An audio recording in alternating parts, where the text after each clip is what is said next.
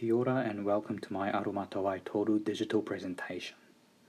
Today I'm going to talk about a Year 11 math class that I had in my teaching experience.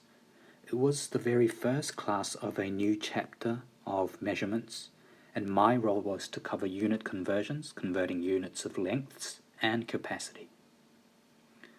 Since I was given an opportunity to observe my AT, my associate teacher's class, for a week, building up to this new chapter, we knew that there were two groups of students in the class that showed two different forms of disengagement, resulting from low motivation or low willingness to engage. So the first group was a talkative group, and what they had been doing was they consistently questioned what's being taught in class, asking how what they learn in their math class will be applied or used in their real lives.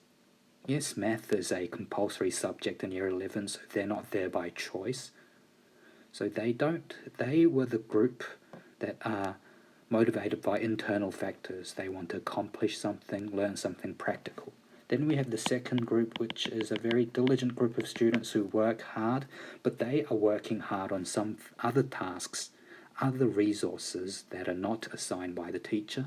It could be their own resources or a different chapter in the book, and these resources are directly connected to achieving excellence in their NCEA assessments. So my AT outlined for me. The second group, they are the group that are extrinsically motivated. So they are driven by rewards or badges, which in a school context is achieving good grades. Then we have group number one, who are intrinsically motivated. They want to find meanings to their lives, and they want to have a choice on how they use it, what they learn, and so on.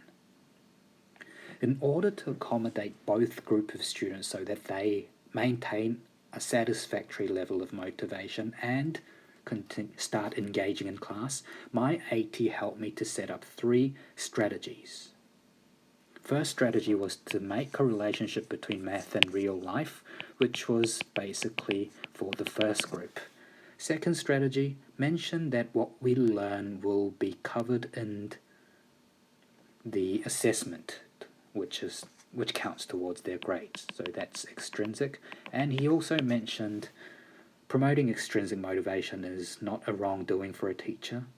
In fact, many students are at schools for this. And then there was number 3, differentiated instructions, which is for both groups. So let me explain how this worked. So before going into that, I'm going to explain what differentiated instruction is.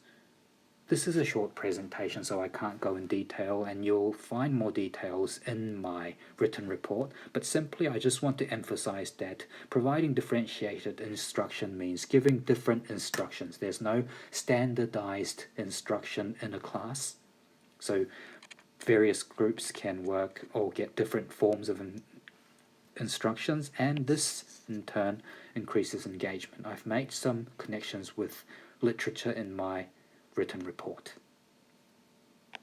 Okay, so how I did this for my strategy number 1, going for intrinsic motivation, I had a picture of a pool and I arbitrarily assigned lengths, height, width, and I told them, I told my students, I want to fill this pool with water. What is the volume, or how much water do I need in liters? Unfortunately, no one really engaged willingly. So I thought, I'm going to try my strategy. I told them, hey guys, this is my pool in my backyard. Doesn't it look nice? And they were all, laughing away and saying, wow, that looks nice, joking. So inviting their attention started to work. And I told them, I'm going to have a party this weekend. Before inviting my friends, I'm going to fill up my swimming pool first. How much water will I need? And then a lot of students in that first group started, saying, so I'm going to help you, this is the volume, and I'm going to help you also go from meters cubed to liters.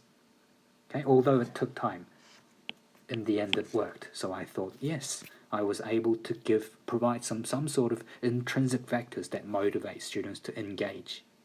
But still the second group of students, not a big change.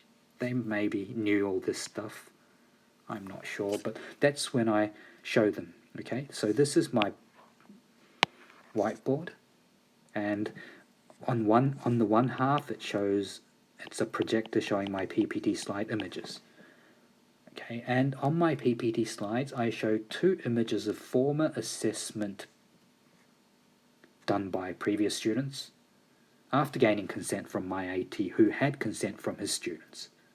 This is the first one is an example of where unit conversions weren't done properly, so the students couldn't get merit, only got achieved, whereas this student got achieved in the first sections but did very well in the 4th unit conversion part and ended up getting a merit for his assessment.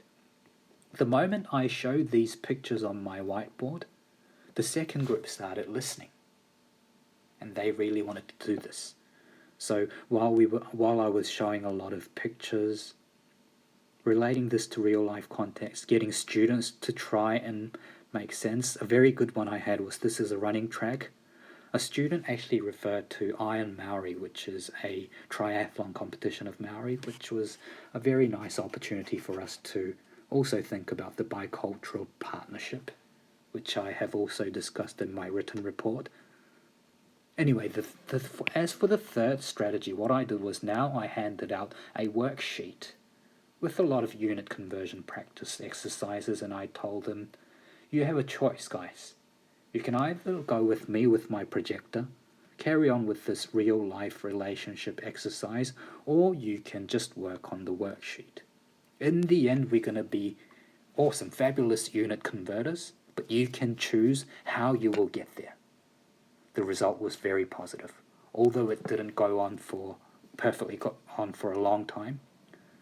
For an unexperienced teacher like me, at this stage of my career, even to just see that every single student in the class was fully engaged, fully motivated to achieve something in class for just 5 minutes, that was a big, it was a very significant, or should I say, a watershed moment for my future career.